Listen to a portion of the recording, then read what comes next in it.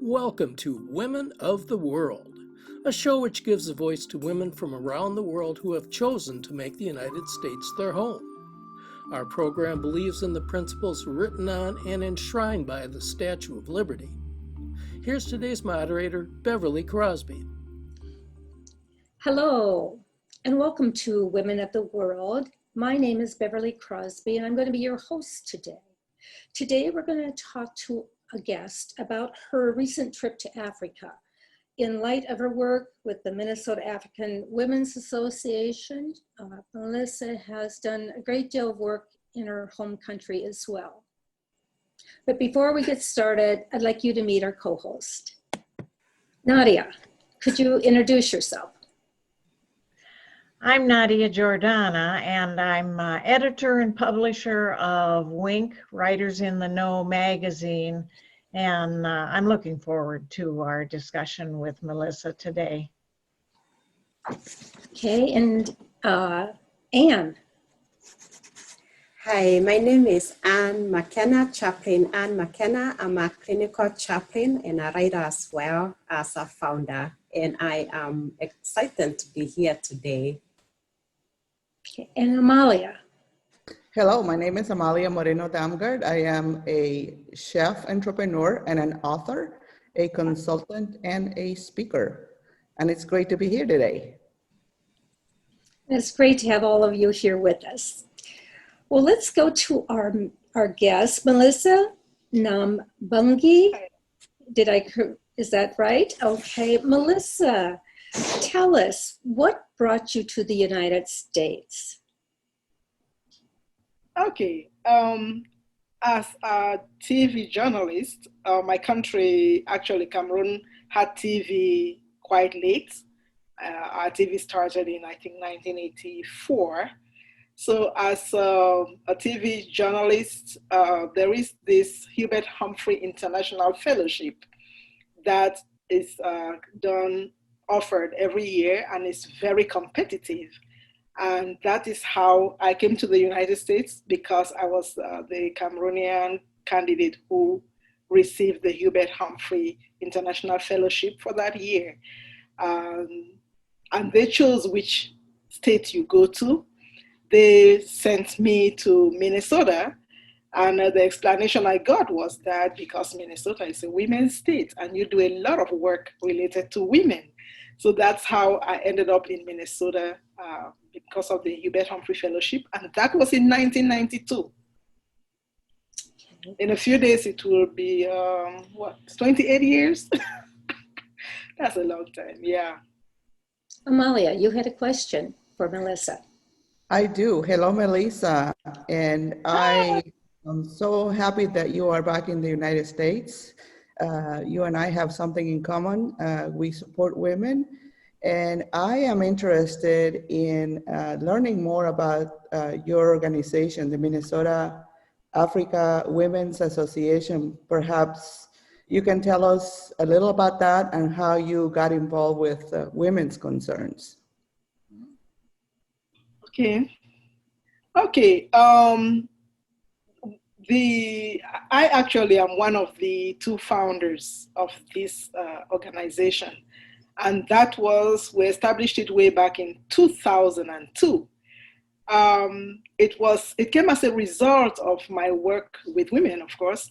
And as I was working at one of the battered women's shelters, I got to meet another African woman there, and we started comparing notes on how difficult things were for African women who came there, and why things were so difficult for them, and the challenges they had to face. And we realized that it would be best if we had a nonprofit that actually catered to the needs of African women and actually took into account their culture and other obstacles like that to help them settle down in Minnesota and have their rights and stuff like that. So that's how come we started the Minnesota African Women's Association. And our work has been greatly about helping the women get to be self-sufficient here in Minnesota.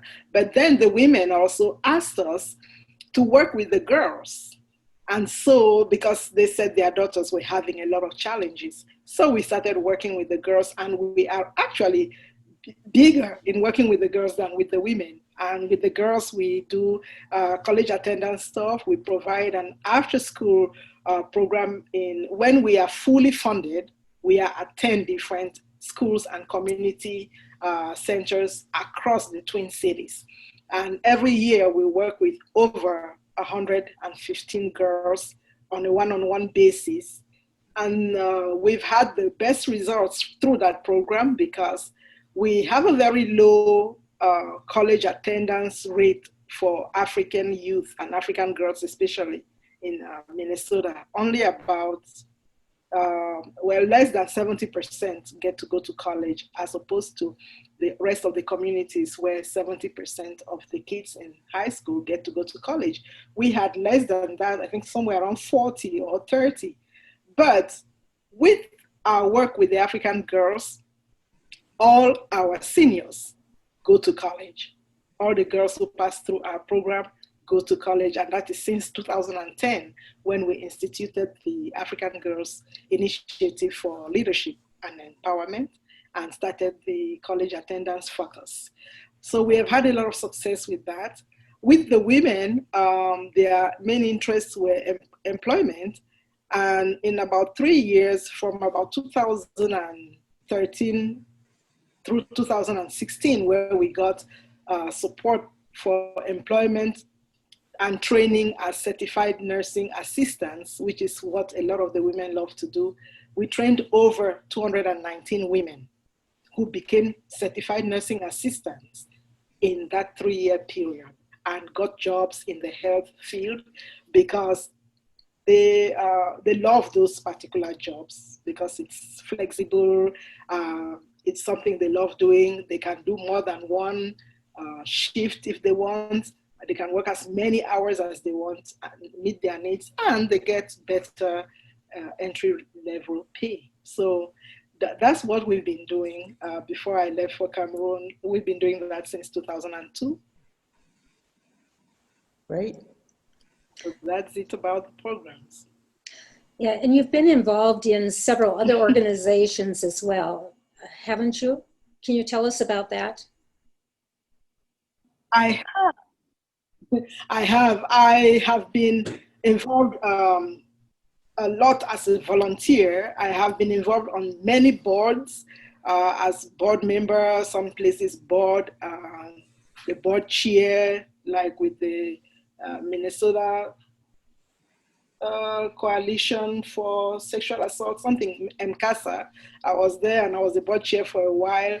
So many different organizations and community organizations. So Cameroonian community, African nonprofit organizations. I've been greatly involved in those.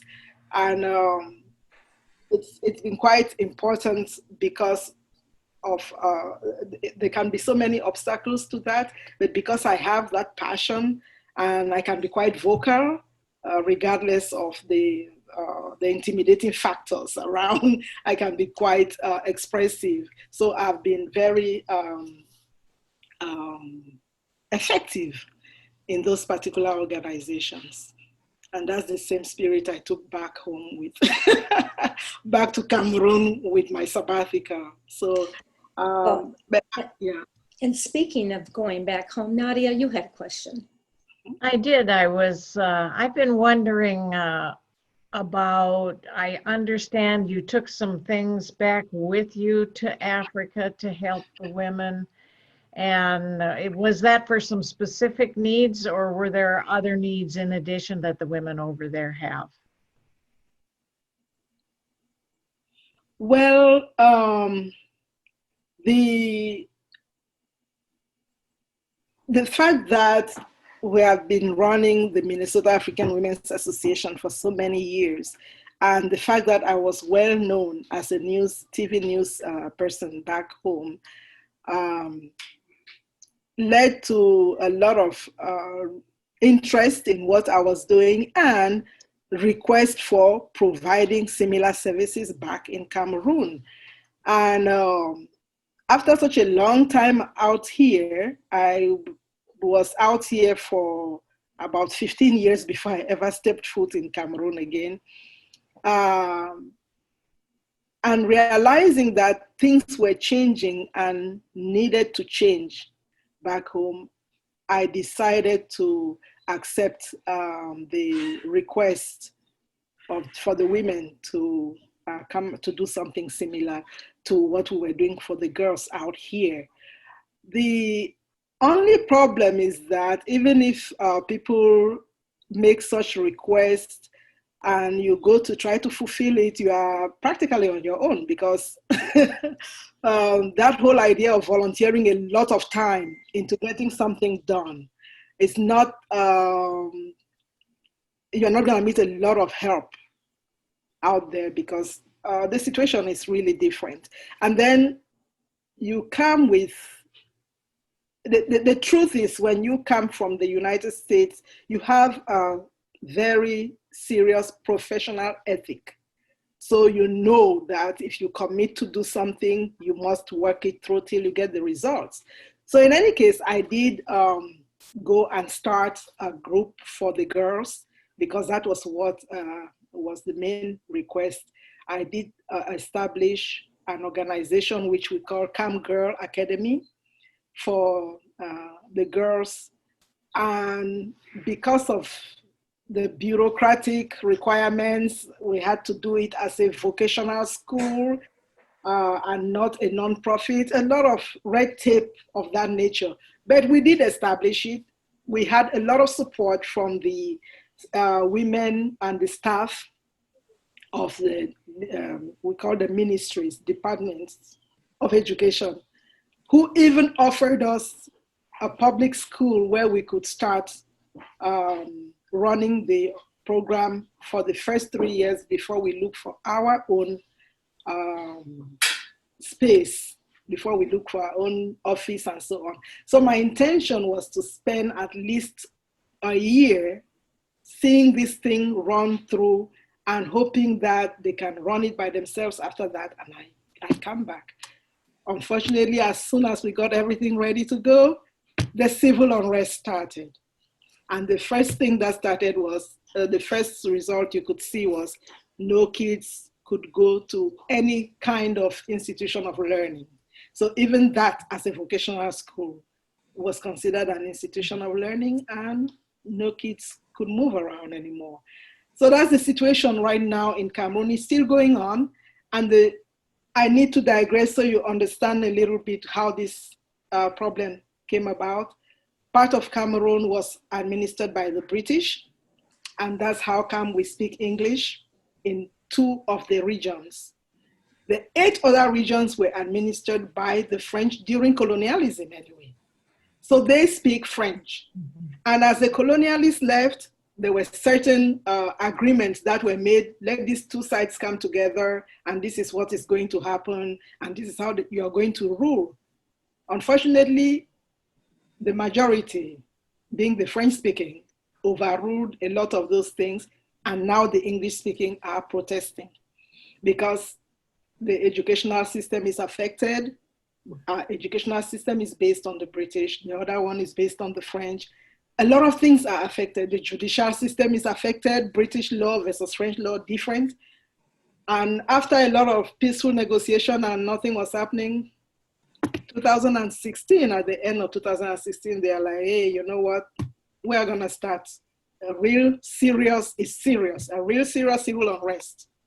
And that's the situation up till now. So my institution is basically on paper now. Hopefully someday things will be okay and we can pick it up.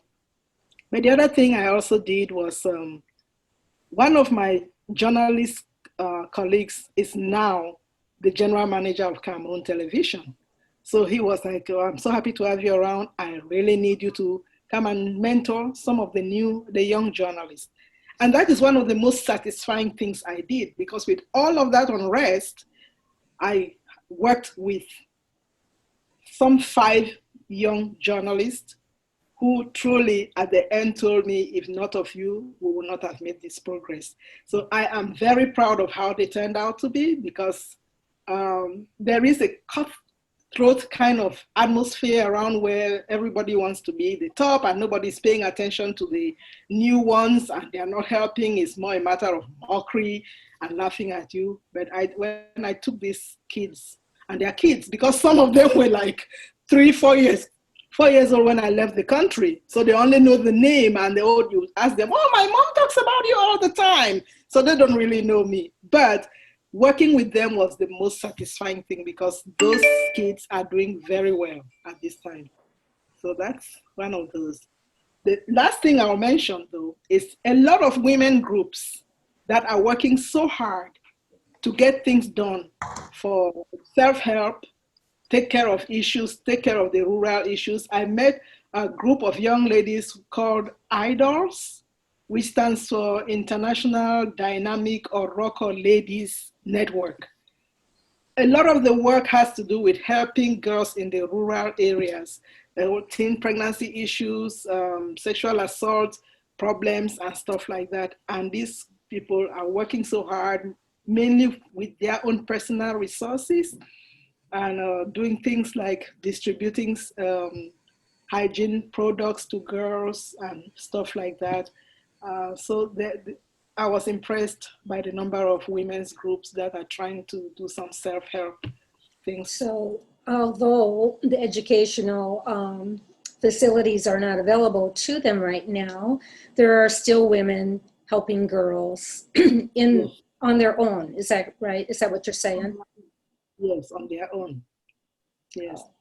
Wow, that's wonderful. So you stay in touch with the people over there? Yes, I do. Yeah.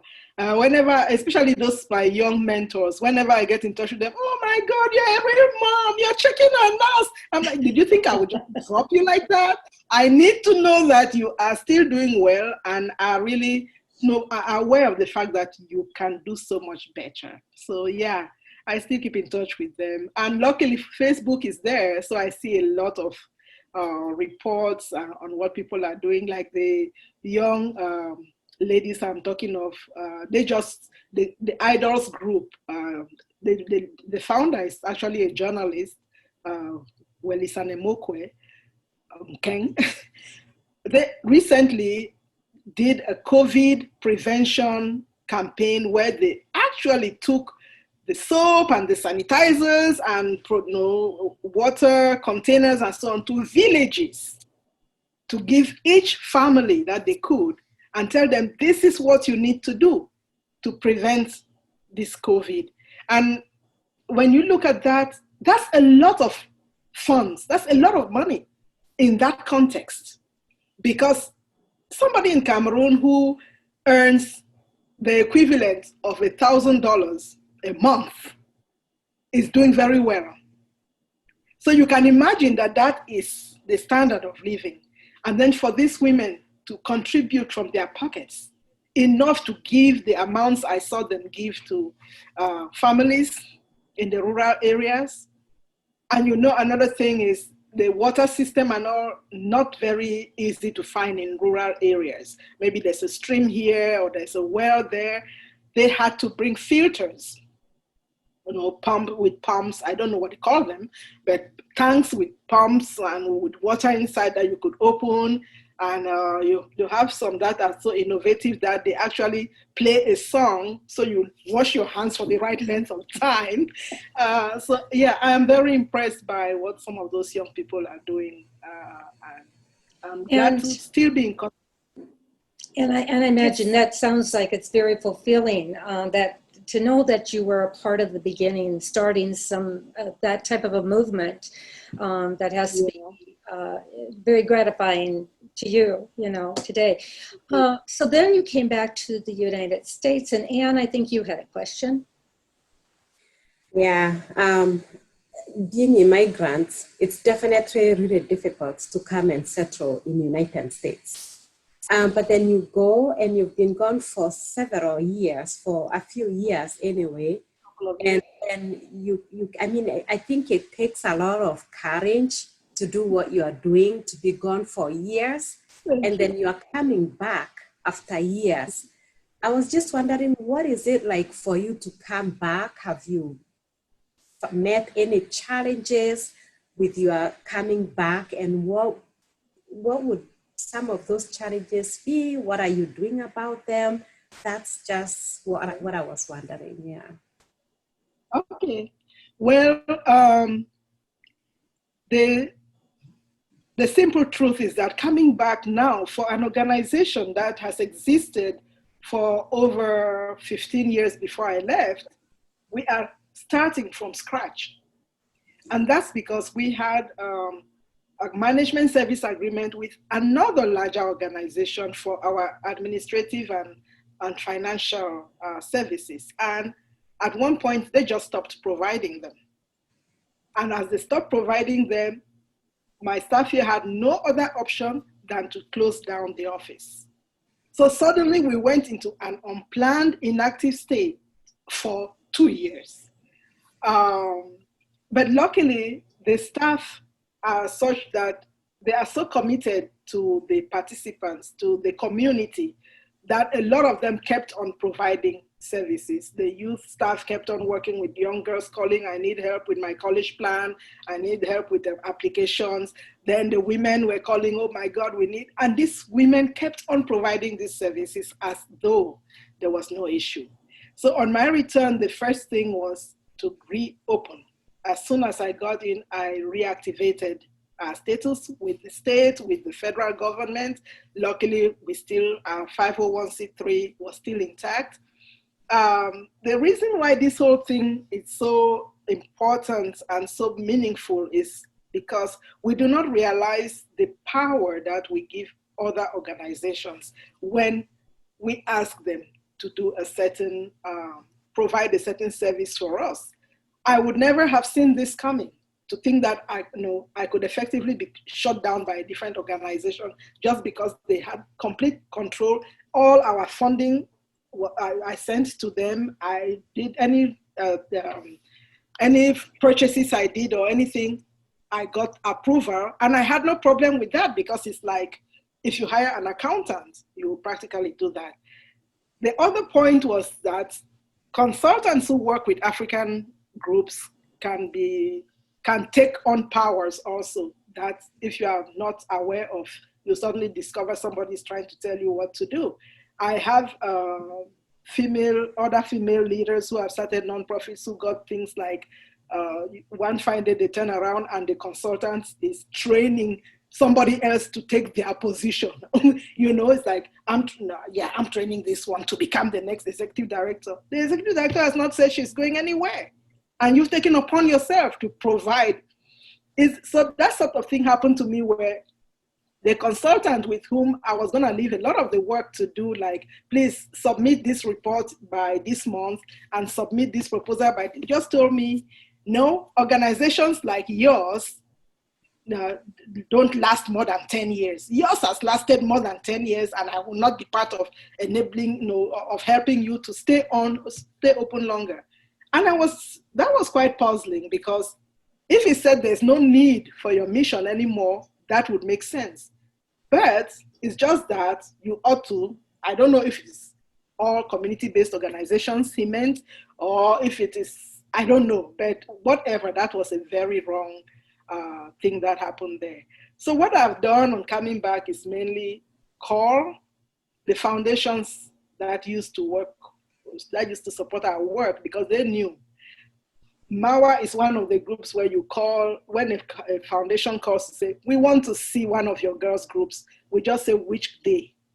And when they tell us the day, oh, okay, that day we are at such and such a school. I have taken several foundation officers to schools, high school, where they meet the girls in their group, excitedly doing stuff or working on something. So that kind of rapport and the fact that they actually see the work done makes them realize that this is an organization that actually delivers. So I call them and I talk with them and I tell them, this is the situation, this is what happened. I'm very conscious of not trying to go too deep into it to make it look like, oh, look, that bad group, they did this to us. No, I just present it, this is the challenge we've met, and now we are starting from scratch. Oh, Your that support. has to be quite the challenge, you know, after you've done all that work. But you bring with you a lot of good background Yeah. experiences. So, you know, what would you, we're running out of time here, but what would you like to tell the people that are listening if they wanted to get involved with your group? Maybe you have a website. How would they contact you? Okay, it's very easy. We do have a website. Luckily, if you just put even just MAWA, MAWA, you are gonna see us. But our M site is mawanet.org. So www.mawanet.org.